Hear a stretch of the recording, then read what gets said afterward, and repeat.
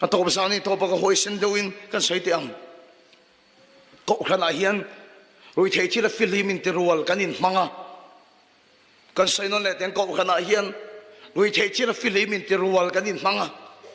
corruption a film in te rual te kan tong ta ya ni ma selanga te kan ko khana hian kharau thiang ni ma salen theilo corruption a kan film lo ru ka te lo roi thei chi la kan film lo ka te lo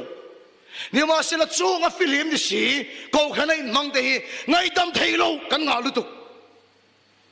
midang rem lo kan nga lu tu huat song kan nga lu tu ngai dam theilo kan nga lu tu chu chuan kharau thiang lim ati salen lo fa sung dang song song a sen film mai la chu chu kan kol chuan kan ko khana kan rong bol na kharau thiang lim salen theilo in chung ko lo chu do i tong trai i du chu sa min na nung to lo vem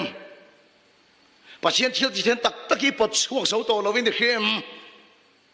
in chung ko in chim chin nia mi tiam rui thei film box si kharawa in ro ro em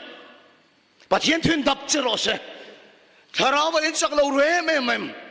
pasien thun dap che ro se huat na in kolon ni mai lo mo ngai dam thei lo in kolon ni mai lo mo rem lo in nei ruan ni mai lo mo cái đi chun serious lo kan ti ma selal pa chun chu serious ati tlat